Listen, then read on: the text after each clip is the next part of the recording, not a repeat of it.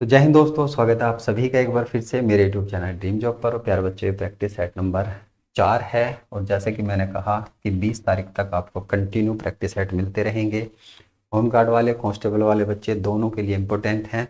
Home guard का paper होने के बाद भी क्लासें कंटिन्यू ऐसे ही चलती रहेंगी। और आज का जो प्रैक्टिस सेट है, जो कल का मैंने प्रैक्टिस सेट कराया था 15 क्वेश्चनों वाला, उसी के जो बचे हुए क्वेश्चन है इस प्रैक्टिस सेट में हम करेंगे। और मुझे ये नहीं पता लग रहा कि जैसे नॉर्मल बात की जाए तो 1 घंटे में अन्य जो यूट्यूबर हैं वे 50-50, 60-60 क्वेश्चन करा देते हैं और मैं 15-20 से ज़्यादा नहीं करा पा रहा।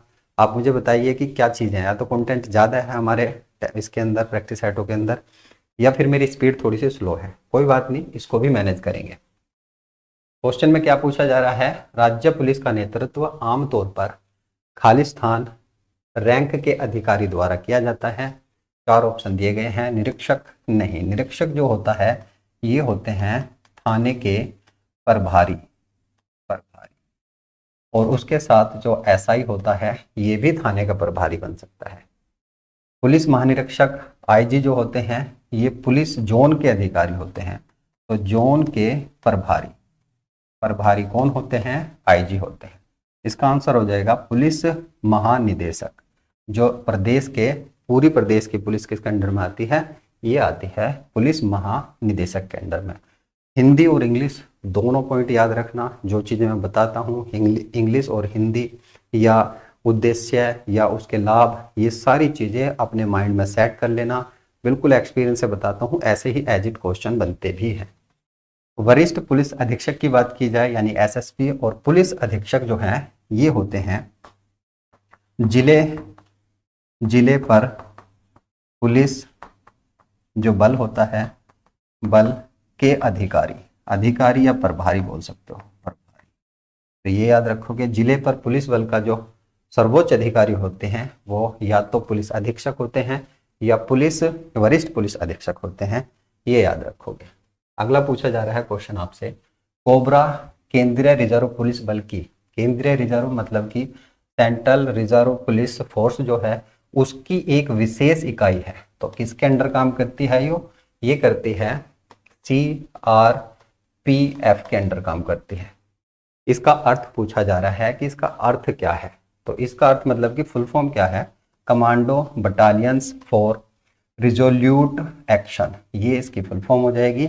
ये इसका आंसर होगा। और बाकी 3 ऑप्शन में कुछ भी नहीं है। आपने देखना है बस कि इसकी स्थापना कब हुई थी। ये याद रखोगे 12 सितंबर 2008 को होती है। वहीं इसका आदर्श वाक्य युद्ध वीरों की जीत, ये इसका आदर्श वाक्य है।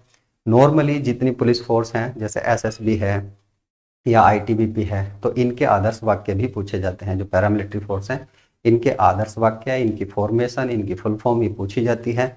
मैंने इससे पहले जो थ्योरी वाला पार्ट कराया था पुलिस प्रशासनिक व्यवस्था, उसमें सारी चीज़ें करा रखी हैं। यदि आपने वीडियो नहीं देखी, प्लेलिस्ट में मिल जाएगी, देख लीजिए। नेक्स्ट आ जाएगा, शहरी क्षेत्रों में रहने वाले विश्व की जनसंख्या का प्रतिशत क्या है? तो विश्व स्तर पर पूरे विश्व में 8 ट्रिलियन बताई जाती है, 8.5 ट्रिलियन के करीब जो है लोग रहते हैं। उसमें शहरी क्षेत्र में कितने रहते हैं? तो ये पूछा जा रहा है। ये रहते हैं लगभग 55%। 68.8% की बात की जाए, ये भारत में ग्रामीण जनसंख्या ग्रामीण जनसंख्या का प्रतिशत कितना है? फिर मार्क करोगे 68.8%। 2.4% क्या है? ये भारत का भूगोलिक प्रतिशत किसमें? विश्व स्तर पर। तो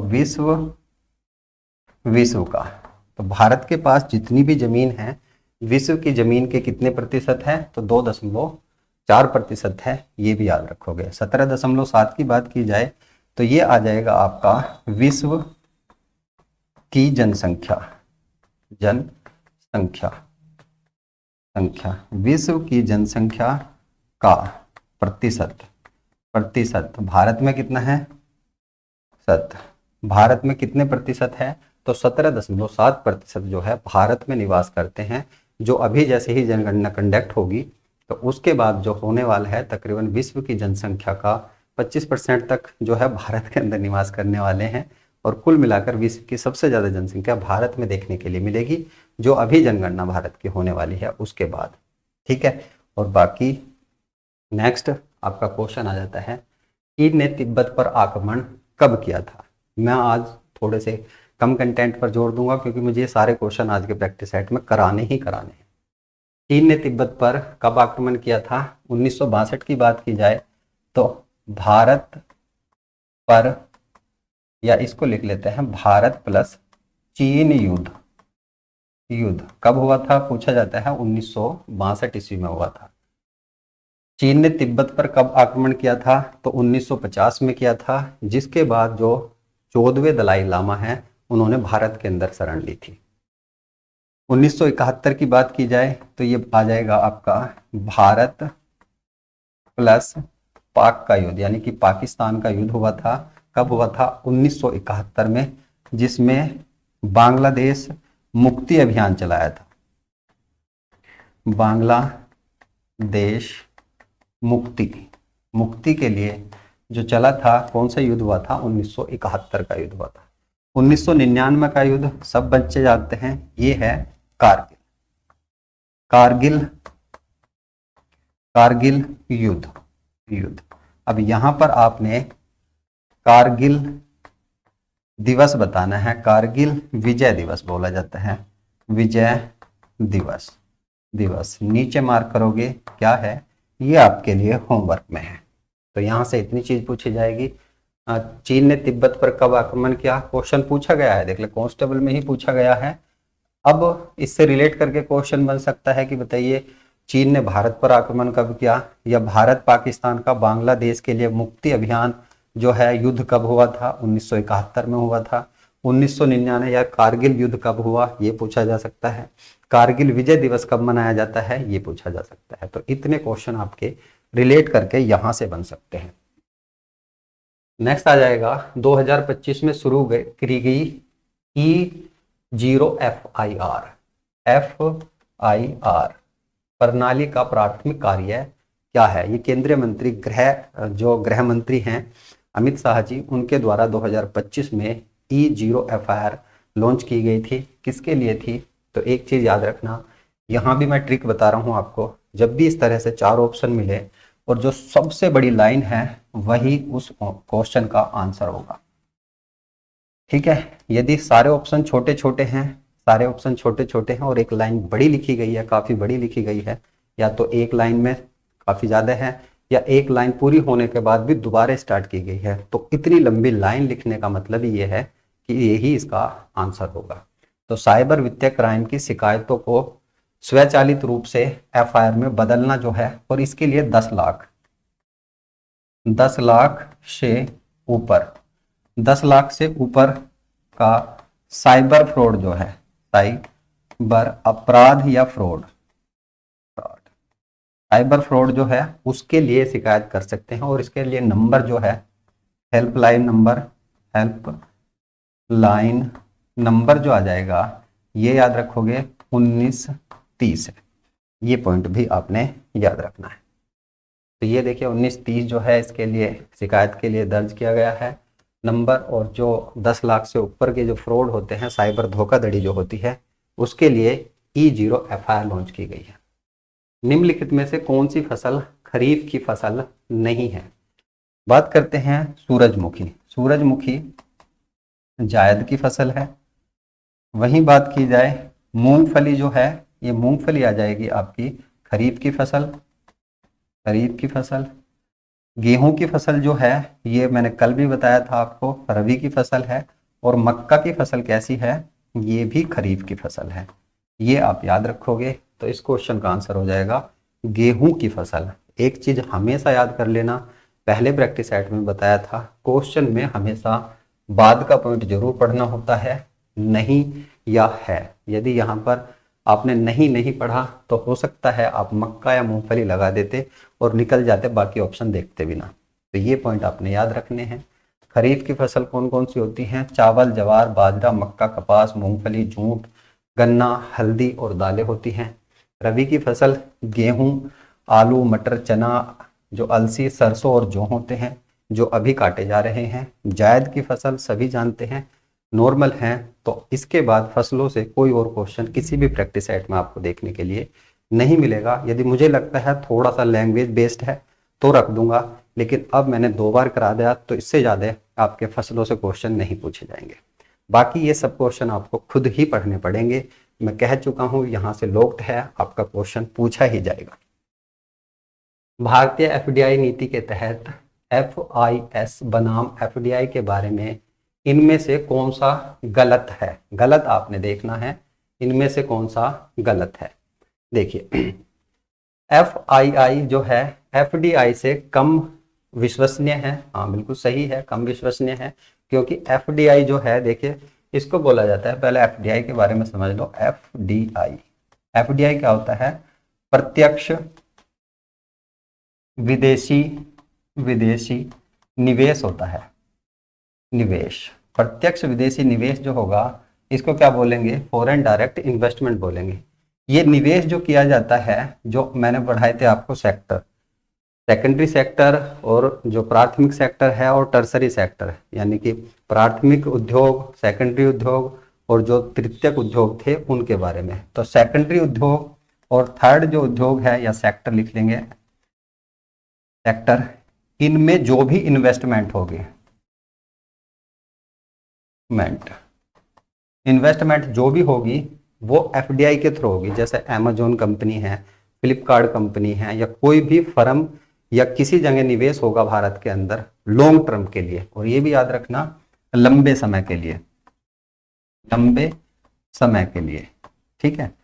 तो लंबे समय के लिए निवेश जो होगा वो FDI से होगा। लेकिन बात की जाए शेयर मार्केट, जो शेयर मार्केट है, मार्केट, इसके अंदर जो शेयर आते हैं, इसके अंदर जो विदेशी कंपनी निवेश लेकर आती हैं, वो किससे लाती हैं? FII से लेकर आती हैं। तो ये चीज याद रखोगे। तो FFI जो है, ये शेयर मार्केट में शॉर्ट टर्म के लिए, मतलब शेयर मार्केट में अपना पैसा लगाया, शेयर ऊपर नीचे हुए, निकाल के भाग गए, तो ये बहुत शॉर्ट टर्म के लिए होता है।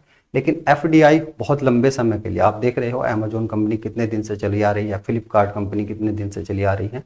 तो ऐसे भारत के अंदर जो भी निवेश होंगे लॉन्ग टर्म के लिए, वो FDI के जरिए होंगे। और देखिए, FDI का जो टॉपिक है, इस बार शायद मेंशन नहीं है आपके सिलेबस में, लेकिन कुछ ना कुछ क्वेश्चन बन सकता है। तो FDI पहले मेंशन होता था, जो 2024 की वैकेंसी हुई है, 2019 की हुई है, उसमें मेंशन था। इस बार SI के एग्जाम में मेंशन था, पर कोई क्वेश्चन पूछा नहीं गया, ठीक है। तो यहाँ आप समझोगे, इसका जो आंसर हो जाएगा D आंसर गलत हो जाएगा। यानी इसके अंदर जो है FII देश की पोर्टफोलियो निवेश योजना को दरकिनार कर सीधे प्राथमिक बाजारों में निवेश ये नहीं करती। ये कहाँ करती है? शेयर मार्केट में। बाजार में निवेश कौन करेगी? FDI करेगी, बस इतना। और एक चीज यहीं पर बता देता हूँ, नॉर्मली जो बच्चे हैं 10वीं 12वीं वाले बच्चे जो हैं, और जो कांस्टेबल की तैयारी करने वाले बच्चे होते हैं, उन्हें अर्थशास्त्र की लैंग्वेज बड़ी परेशान करती है। नॉर्मली इस लेवल का अर्थशास्त्र पहले नहीं पूछा जाता, लेकिन फिर भी उन्हें बहुत परेशान करती है। मैंने कोशिश की है कि आसान लैंग्वेज में आपको आसान तरीके से समझाऊं, और क्वेश्चन पूछा भी गया है, देखिए ये पूछा गया है, इसलिए हो सकता है रिपीट हो जाए। तो यहाँ हो जाएगा आंसर, मैंने बता दिया। अब मैं चीज़ बता देता हूँ आपको, क्या चीज़? FIIS जो है विदेशी संस्थागत निवेश है, और वहीं ये जो प्रत्यक्ष विदेशी निवेश है, ये बाजार में निवेश है। बस ये 2 पॉइंट याद रख लेना। इतनी सारी बकवास जो मैंने इस क्वेश्चन के लिए की, सब चीज़ भूल जाना पड़ेगी, ठीक है। तो ये याद रखोगे। और यहाँ पर जो है FDI के लिए, FDI, इसके लिए फेरा और फेमा, ये दोनों एक्ट में पढ़ा चुका हूँ। फेमा जो है मैनेजमेंट एक्ट है, 1999 में आया, इंपॉर्टेंट रहेगा आपके लिए। इसकी डेट के साथ याद रखना कि भाई कब आया ये और किसके लिए है, किसको रेगुलेट करता है? जो विदेशी निवेश भारत के अंदर आता है उसको रेगुलेट करने के लिए फेमा है। नेक्स्ट क्वेश्चन आ जाएगा, उत्तर प्रदेश का कौन सा शहर बनारसी रेशम बुनाई के लिए प्रसिद्ध है? कौन सा है? लखनऊ है, वाराणसी है, मथुरा है, या फिरोजाबाद है? लखनऊ जो है इसका आंसर, पहले आंसर लिख देते हैं, वाराणसी है। रेशम उत्पादन में वाराणसी आ जाएगा। वहीं बात की जाए, लखनऊ जो है ये आ जाएगा चिकन चिकन कढ़ाई, कढ़ाई ये मत समझ लेना जो चिकन विकन है वो नहीं है। ये चिकन कढ़ाई क्या है, एक कपड़े के ऊपर कढ़ाई होती है, वो चिकन कढ़ाई के लिए फेमस है लखनऊ। मथुरा मैंने बताया था तेल रिफाइनरी, तेल रिफाइनरी जो है कहाँ पर है, मथुरा के अंदर है। उसके साथ साथ जो पेड़ा है ये यहाँ का फेमस है। फिरोजाबाद किसके लिए, ये कहा जाता है सुहाग नगरी, नगरी। जो चूड़ी हैं, जो सुहाग के प्रोडक्ट हैं जैसे चूड़ी वगैरह होगी, कांच की चूड़ी के लिए फेमस कौन सा है, फिरोजाबाद, ये याद रखोगे। वहीं सहारनपुर पूछा जाता है, सहारनपुर ये पूछा जाता है, ये किसके लिए है, तो जो लकड़ी है, लकड़ी के उत्पाद, उत्पाद या उद्योग लिखोगे सहारनपुर। मुजफ्फरनगर पूछा जाता है, मुजफ्फरनगर किसके लिए है, तो मुजफ्फरनगर जो है कागज उद्योग के लिए, कागज उद्योग, कागज उद्योग के लिए कौन सा फेमस है, तो मुजफ्फरनगर फेमस है। वही पूछा जाता है मुरादाबाद, मुरादाबाद ये किसके लिए फेमस है, तो मुरादाबाद जो फेमस है ये पीतल के बर्तन जो हैं, पीतल के बर्तन, बर्तनों के लिए फेमस है। तो ये पॉइंट आपने यहां से याद रखने हैं। अगला क्वेश्चन आपसे पूछा जा रहा है, लंगड़ा जो है उत्तर प्रदेश में उगाई जाने वाली किस फसल की प्रसिद्ध किस्म है। यदि इस टाइप का कोई क्वेश्चन आएगा फिर मैं आपको बताऊंगा, क्योंकि कृषि से रिलेट करता हुआ है इसलिए क्वेश्चन है। बाकी ज़्यादातर क्वेश्चन अब जो है फसलों के मैं आपको नहीं कराने वाला, इतने ही क्वेश्चन आपके लिए ठीक हैं। और मैंने एक आइडिया दे दिया कि आपने फसलों को पढ़ के जाना है एग्जाम में। यदि अभी तक नहीं पढ़ी तो पढ़ लीजिए, केवल इन 3-4 क्वेश्चनों से काम चलने वाला आपका नहीं है, थ्योरी जरूर पढ़ ले। ये किसके लिए जानी जाती है, तो आम के लिए जानी जाती है। केले की बात की जाए, जो केला है देखिए ये कौशाम्बी के अंदर, कौशाम्बी केले उत्पाद में कौन अग्रीम है, कौशाम्बी है। लीची कहाँ पर होता है, सहारनपुर, सहारनपुर में होता है। अमरूद के लिए कौन सा है, इलाहाबाद या प्रयागराज लिख लेंगे इसको, प्रयागराज, ठीक है। आंवला उत्पादन में कौन सा है, ये आ जाएगा प्रतापगढ़, ये याद रखोगे। नेक्स्ट आ जाएगा आपका, भारत में आंतरिक सुरक्षा के स्थिरीकरण को रोकने के लिए निम्न में से कौन सा अधिनियम अधिनियमित किया गया है, किसको अधिनियमित किया गया है, ऐसा क्वेश्चन आपसे पूछा जा रहा है। फेरा, देखिए अभी मैंने पढ़ाया आपको फेमा, एमए, फेरा के अंदर जो भी कमियां थी 1973 में एक्ट आता है, किसके लिए, विदेशी निवेश जो भारत में होता है उन कंपनियों को रेगुलेट करने के लिए। इसके अंदर ये रेगुलेट एक्ट है, तो इसके अंदर नियम कानून बहुत सख्त थे, इसलिए आया फेमा। मैनेजमेंट एक्ट आया, और ये कब आता है, 1999 में, अभी मैं आपको पढ़ा चुका हूं, ठीक है। तो ये दोनों किसके लिए हो जाएंगे, जो विदेशी निवेश भारत के अंदर होते हैं उसके लिए। Armed force special power act, ये कब आता है, ये डेट याद रखना, किसको बोला जाता है, AFSPA, अस्फा एक्ट, ठीक है, अस्फा एक्ट बोला जाता है। पूर्वोत्तर भारतीय राज्य जम्मू कश्मीर, इन राज्यों में जो है एक्ट एक्टिव है अभी भी बहुत जगह, और ये देता है जो पैरामिलिट्री फोर्स होती हैं उनको स्पेशल राइट देता है, किसी को भी बिना चार्जशीट के, बिना उसके मतलब कि कोई चार्जशीट दाखिल किए या ये कहें कि एफआईआर दाखिल किए गिरफ्तार किया जा सकता है, कार्रवाई की जा सकती है, पूछताछ की जा सकती है और सीधे गोली भी मारी जा सकती है। ये एक्ट इसके लिए है, इंपॉर्टेंट रहेगा आपके लिए, याद कर लेना। कौन सा एक्ट बताया है, दोबारा लिख देता हूं, AFSPA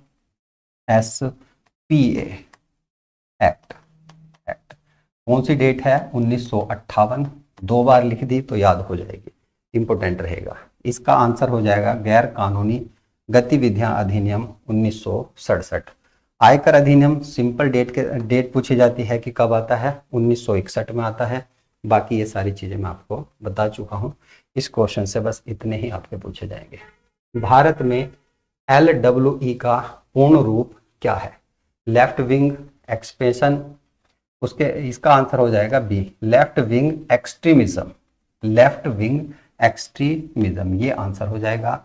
और देखिए इन क्वेश्चनों में कुछ रॉकेट साइंस नहीं है, सीधी आपको फुल फॉर्म पता होगी, बाकी 4 ऑप्शन में मैंने कुछ और नहीं रखा, जैसे क्वेश्चन पूछा गया था वैसे के वैसे ही रख दिया। और देखिए ये क्वेश्चन जो है यूपी पुलिस का जो स्टेनो का एग्जाम हुआ है 2025, उसी का क्वेश्चन मैंने यहाँ पर रखा है। और ये किसके लिए है, जो भारत के अंदर वामपंथी और उग्रवाद और नक्सलवाद जो होता है वो किस रूप में जाना जाता है, वो जाना जाता है लेफ्ट विंग एक्सट्रीमिज्म के रूप में। तो उग्रवाद भारत के अंदर इंटरनल, बाहर से नहीं, जो जैसे आतंकवाद बाहर से होता है वो नहीं, जो भारत के अंदर है, जैसे नक्सलवाद होता है, उग्रवाद जो होता है वो किस रूप में जाना जाता है, तो लेफ्ट विंग एक्सट्रीमिज्म के रूप में जाना जाता है। ये आपने याद रखना है बस। नेक्स्ट क्वेश्चन आ जाएगा आपका, राष्ट्रीय मानवाधिकार आयोग के मुख्य कार्यकारी अधिकारी को क्या कहा जाता है। इसका आंसर हो जाएगा महासचिव कहा जाता है, ये आंसर है। राष्ट्रपति क्या है, यूएन नहीं बोलेंगे इसको, NHRC की जो नियुक्ति करेगा, नियुक्ति कौन करेगा, तो ये करने वाले हैं राष्ट्रपति। यानी कि राष्ट्रीय मानव अधिकार आयोग के जो सदस्य होते हैं, इसके सदस्य लिख लेंगे इसको, सदस्यों की नियुक्ति किसके द्वारा की जाती है, राष्ट्रपति के द्वारा की जाती है। वहीं राज्य पूछे, राज्य मानवाधिकार जो आयोग है, आयोग, इसके जो सदस्य, आयोग के सदस्यों की नियुक्ति जो की जाएगी, ये किसके द्वारा की जाएगी, फिर आपने मार्क करना है राज्यपाल। और पद से कौन हटाएगा, पद से हटाने की बात आए, पद से हटाना, पद से हटाना, देखिए राज्य वाले के भी और इसके भी, दोनों को जो पद से हटाएगा वो राष्ट्रपति जी हटाएंगे, राष्ट्रपति जी, ठीक है, दोनों के। देखिए नियुक्ति राज्य वाले की जरूर राज्यपाल करेगा, लेकिन हटाएंगे कौन, राष्ट्रपति जी। NHRC वाले की नियुक्ति कौन करेंगे, राष्ट्रपति जी ही करेंगे, और राष्ट्रपति जी ही इनको हटाएंगे। ये पॉइंट याद रखोगे। और क्या याद रखना है, राष्ट्रीय मानव अधिकार आयोग,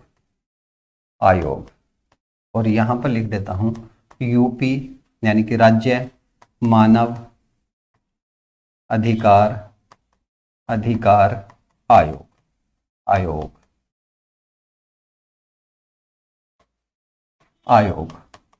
तो दोनों के बारे में पॉइंट पूछा जाता है। जैसे यहां पर पूछा जाएगा इसके बारे में, सदस्य कितने होते हैं, तो 1+5 का शेड्यूल होता है। और यहीं पर जितने बच्चे मेरी क्लास को लेने वाले हैं और आगे भविष्य में भी लेंगे, वे एक चीज को समझ लेना, जब भी मैं 1+5 या 1+3 या 1+33 का शेड्यूल बोलूं, तो एक तो हो जाएंगे मुख्य, और ये जो आगे के होंगे +5 वाले या 3 वाले या 33 वाले, ये हो जाएंगे अन्य। ये चीज आपने हमेशा याद रखनी है। यानी कि इसके जो सदस्य होते हैं, एक मुख्य होता है और 5 अन्य होते हैं, कुल मिलाकर 6 सदस्य होते हैं, 6, ठीक है, ये याद रखोगे। पादेन सदस्य पूछेगा कि पादेन सदस्य कितने होते हैं, तो ये 7 सदस्य होते हैं। नियुक्ति वगैरह मैंने बता दी। यहाँ कार्यकाल भी पूछा जाता है, कार्यकाल कितना होता है, ये भी आपने याद रखना है, 3 वर्ष या 70 वर्ष, जो भी पहले हो। और ये पॉइंट हमेशा याद रखना, हम कॉन्स्टिट्यूशन में पढ़ते हैं 5 वर्ष या 60 वर्ष या 65 वर्ष की आयु तक, जो भी पहले हो। वहीं इसकी बात की जाए, कुल सदस्य कितने होते हैं, इसके अंदर जो सदस्य होते हैं 1+2 का शेड्यूल होता है, यानी 3 सदस्य होते हैं। तो पादेन सदस्य हम यहाँ नहीं पढ़ते हैं, कार्यकाल पढ़ा जाता है। यहाँ पर कार्यकाल कितना होता है, यहाँ पर भी 3 वर्ष और 70 वर्ष की आयु तक होता है, 70 वर्ष की आयु तक होता है। इसका गठन पूछा जाएगा, गठन पूछे तो 7 अक्टूबर सन 2000 को इसका गठन किया गया था। इसका गठन पूछेगा, इसका गठन कब किया गया था, ये किया गया था 12 अक्टूबर सन 2000 नहीं है सन, ये है आपका 12 अक्टूबर 1993 ईस्वी को किया गया था। और कल मैंने एक क्वेश्चन आपको शायद गलत बता दिया, जो नाबार्ड मैंने बताया था आपको, नाबार्ड जो है इसका गठन मैंने 12 अक्टूबर को पढ़ाया है, लेकिन इसका है जुलाई 1982, जुलाई 1982। ये याद रखना, यहाँ पे मैंने अक्टूबर बता दिया गलती से, ठीक है, तो उस चीज को भी आप सही कर लेंगे। नेक्स्ट क्वेश्चन आपसे पूछा जा रहा है, प्रशासनिक दृष्टि से BDO का अर्थ क्या है? 2025 में ही ये क्वेश्चन पूछा गया है।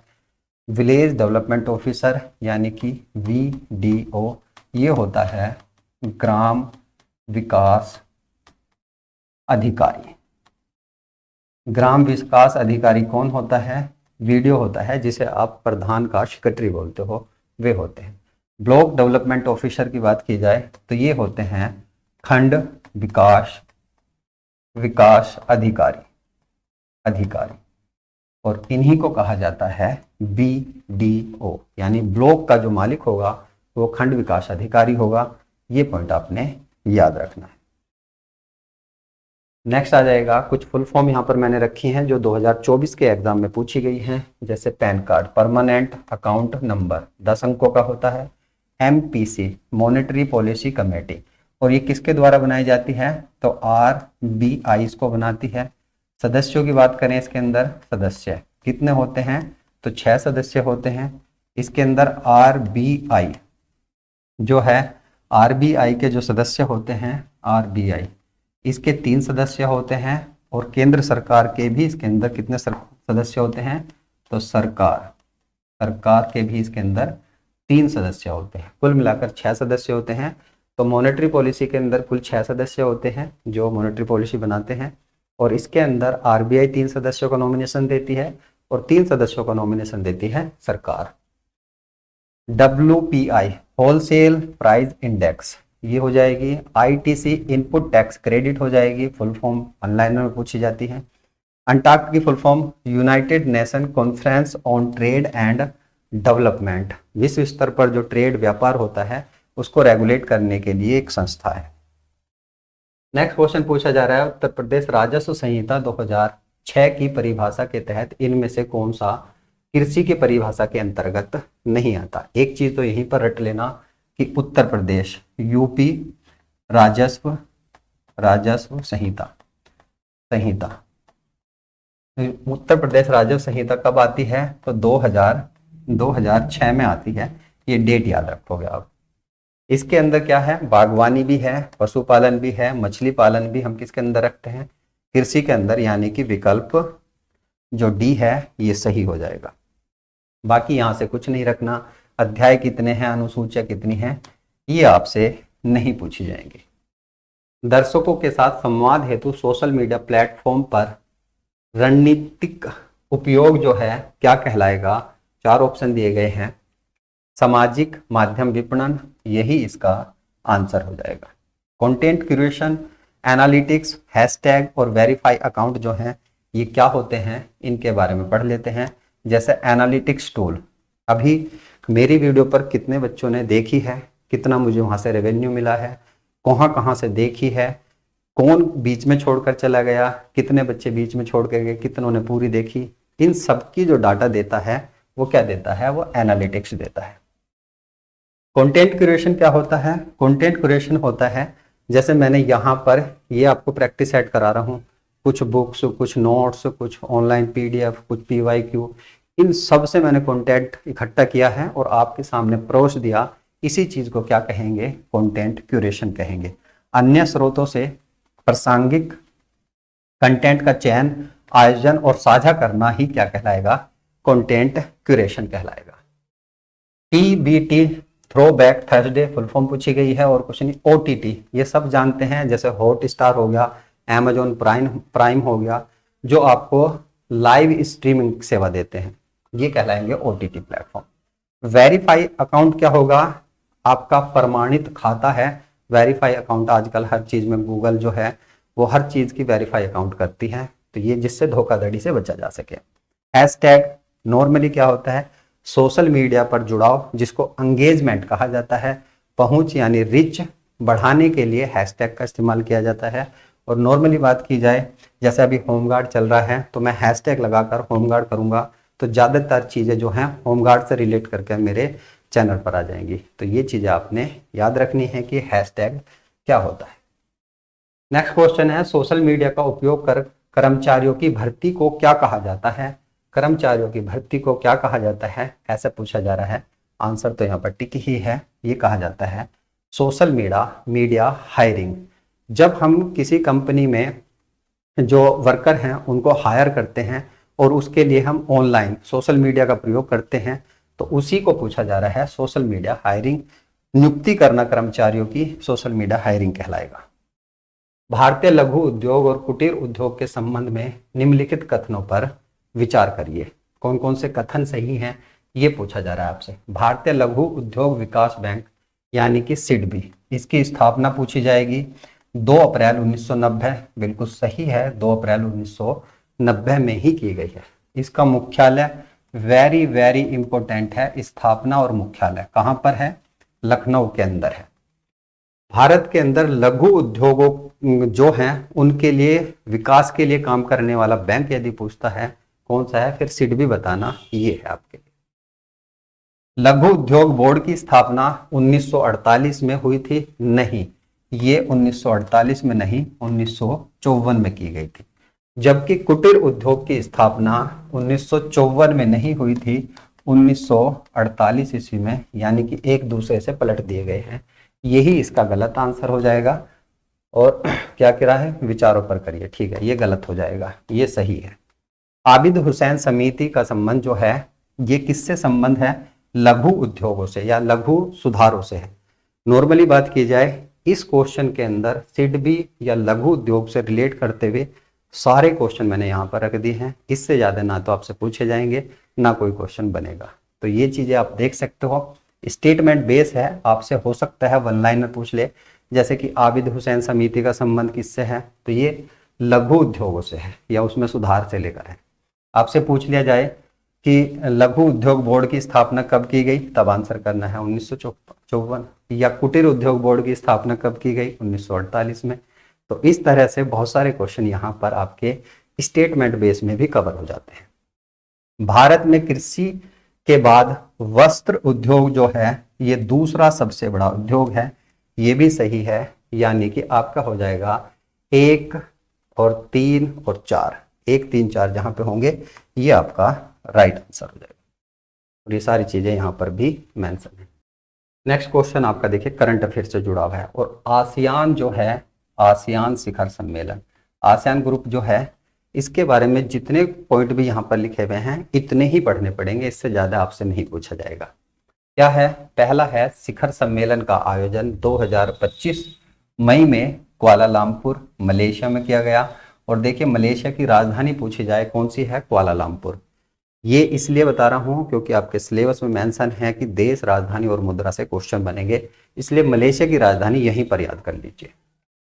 आसियान जो है इसकी स्थापना 8 अगस्त 1967 में हुई थी। इसका मुख्यालय इंडोनेशिया की राजधानी क्या है, जकार्ता में है। ये भी सही है, यानी कि ये भी सही हो जाएगा और ये भी सही हो जाएगा।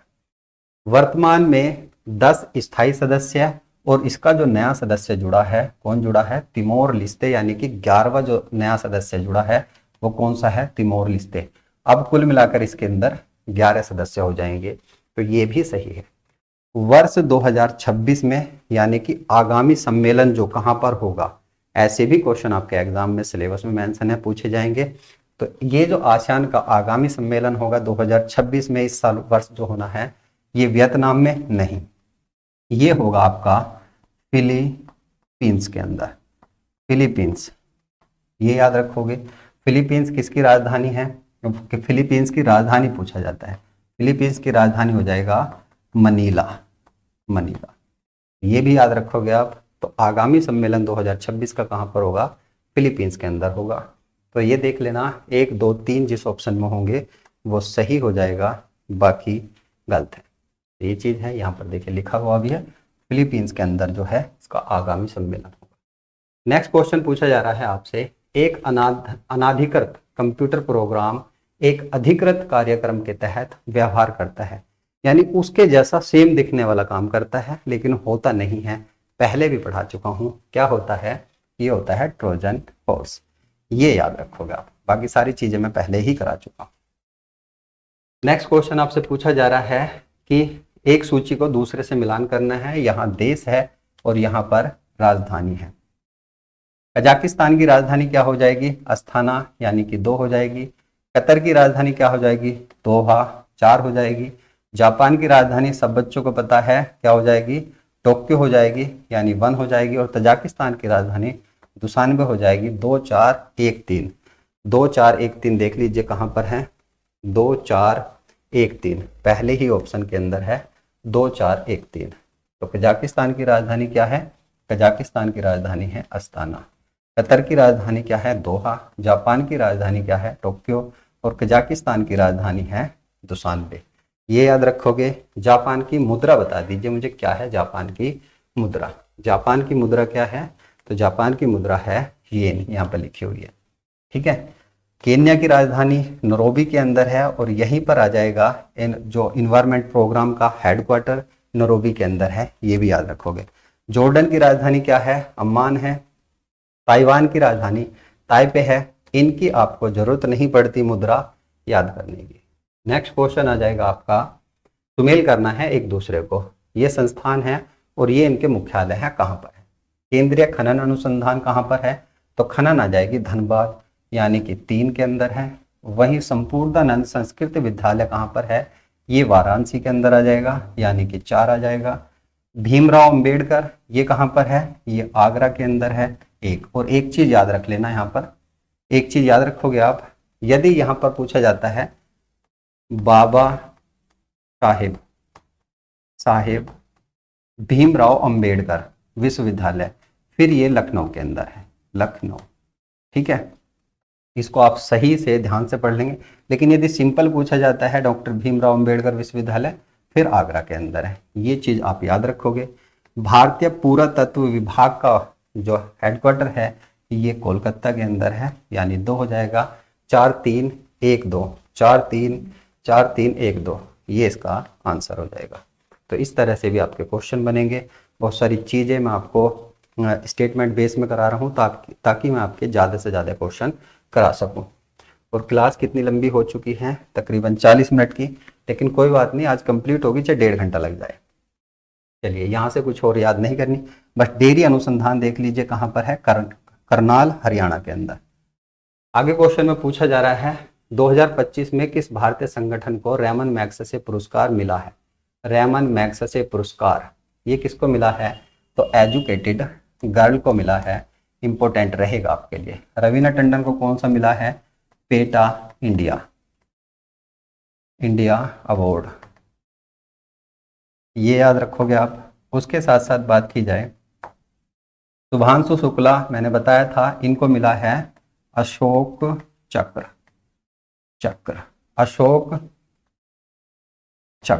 अशोक चक्र किनको मिला है, शुभांशु शुक्ला को मिला है। ठीक है, उसके बाद आ जाएगा जयंत चौधरी को कौन सा मिला है, जयंत चौधरी को मिला है यूके प्लस भारत अचीवमेंट पुरस्कार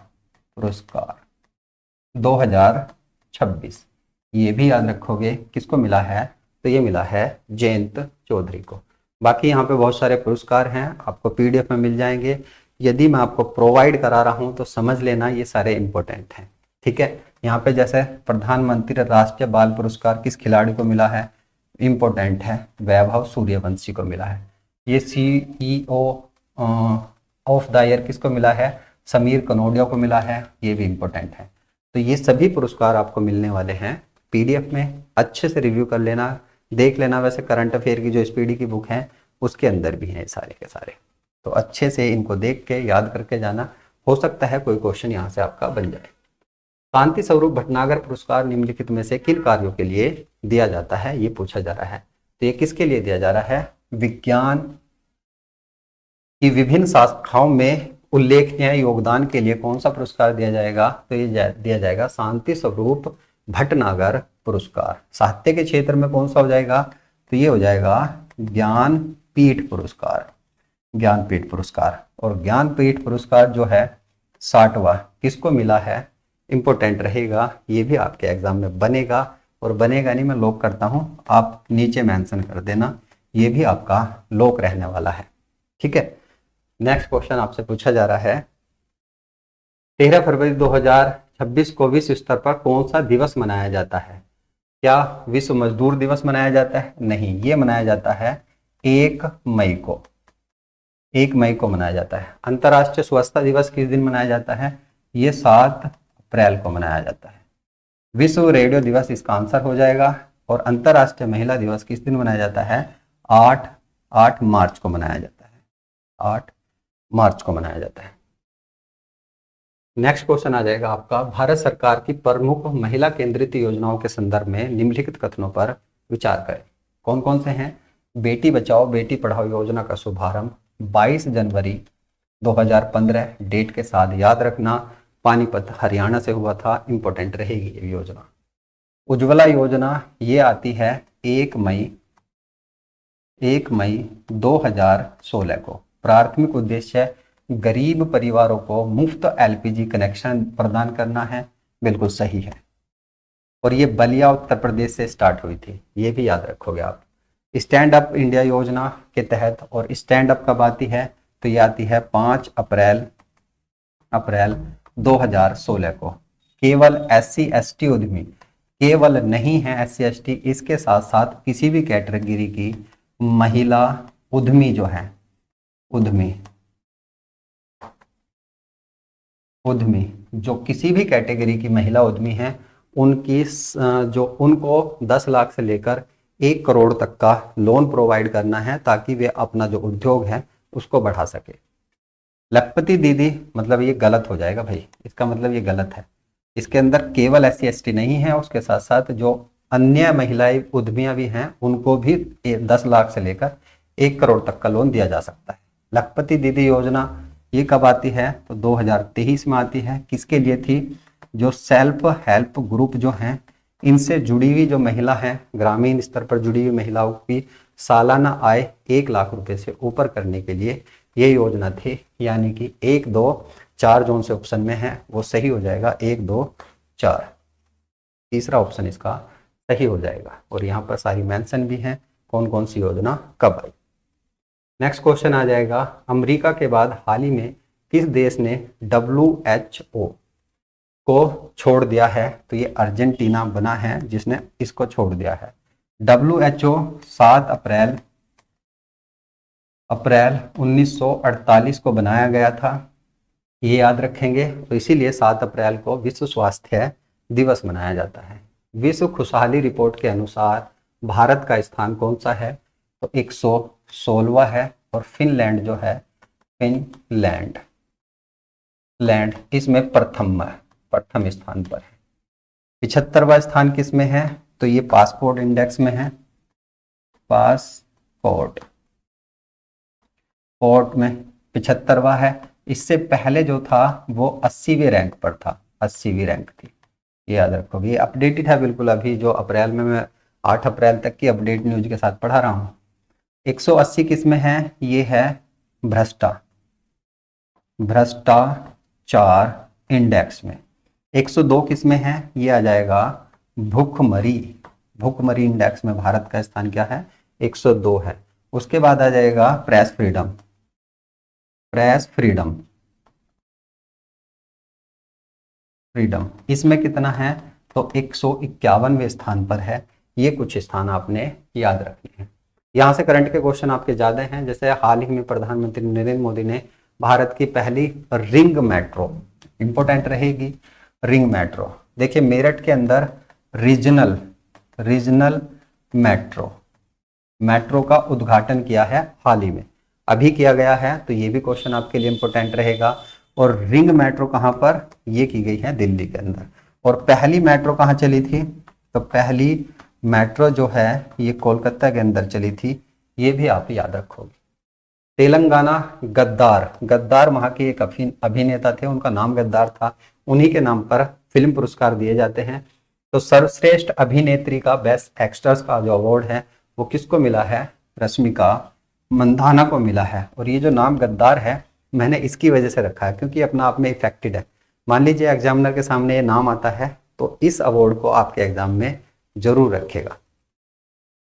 आगे है आपका, हाल ही में एक रिपोर्ट के अनुसार वैश्विक हथियार आयात इंपोर्ट करने के मामले में कौन सा स्थान दूसरे स्थान पर है, कौन सा देश? तो इंडिया जो है ये दूसरे स्थान पर है और प्रथम पर कौन है? तो प्रथम पर है केन्या। यदि यूक्रेन, यूक्रेन प्रथम पर है। यदि यूक्रेन नहीं देता फिर आप लिखना इसको यूरोपियन देश। यूरोपियन देश जो हैं वो प्रथम स्थान पर हैं हथियार खरीदने के मामले में। तो जिस तरह से भी क्वेश्चन पूछेगा फिर बता देना आपने। और यदि आपसे पूछता है एक्सपोर्ट करने के मामले में कौन है, तो 40% के साथ रशिया। रशिया जो है 40% के साथ रशिया जो है प्रथम स्थान पर है एक्सपोर्ट करने के मामले में। ये चीज आपने याद रखनी है। नेक्स्ट आ जाएगा, हाल ही में सुप्रीम कोर्ट ऑफ इंडिया ने एक ऐसे व्यक्ति को निष्क्रिय इच्छा मृत्यु की अनुमति दी है जो पिछले 13 वर्षों से कोमा में था। नाम याद रखना, 13 वर्ष नहीं पूछा जाएगा। ये नाम याद रखना, हरीश राणा। जो हरीश राणा आ जाएंगे, हरीश राणा, इनका नाम याद रखना। इनको भारत में पहली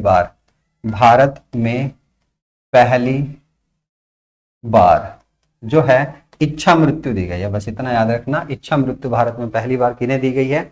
हरीश राणा जी को दी गई है। नेक्स्ट क्वेश्चन पूछा जाएगा, हाल ही में किस टीम ने 67 वर्षों बाद अपने पहले फाइनल, कौन सा फाइनल? रणजी ट्रॉफी जीती है। तो ये जीती है जम्मू एंड कश्मीर ने। सेंट्रल जोन ने कौन सी जीती है? तो दलीप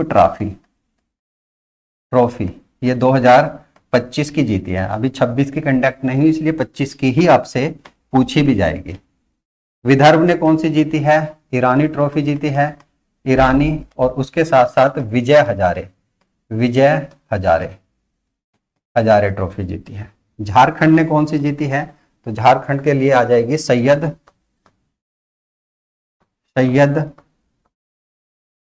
मुश्ताक अली ट्रॉफी। ये किसने जीती है? तो ये झारखंड ने जीती है। ये ट्रॉफी आप याद रखोगे। नेक्स्ट और लास्ट क्वेश्चन आपका ये है कि भारत में एलपीजी का एटीएम किस शहर में लगा है? ये लगा है आपके गुरुग्राम में। तो कुछ क्वेश्चन मैंने जो होमगार्ड का पेपर को देखते हुए इसके अंदर करंट अफेयर के भी रखे थे ताकि आप उनका भी अच्छे से रिवीजन कर सको। और मेरी तरफ से ये इंपॉर्टेंट भी थे। करंट अफेयर की एक क्लास आपको जल्दी ही यूपी और जो मार्च से लेकर अब तक के क्वेश्चन है उनकी देखने के लिए मिलने वाली है। तो जुड़े रहिए चैनल के साथ। पीडीएफ मेरे टेलीग्राम पर मिलेगा, लिंक नीचे डिस्क्रिप्शन में है, जाकर ज्वाइन कर लें। पहली बार नए हैं तो चैनल को सब्सक्राइब कर लें। धन्यवाद।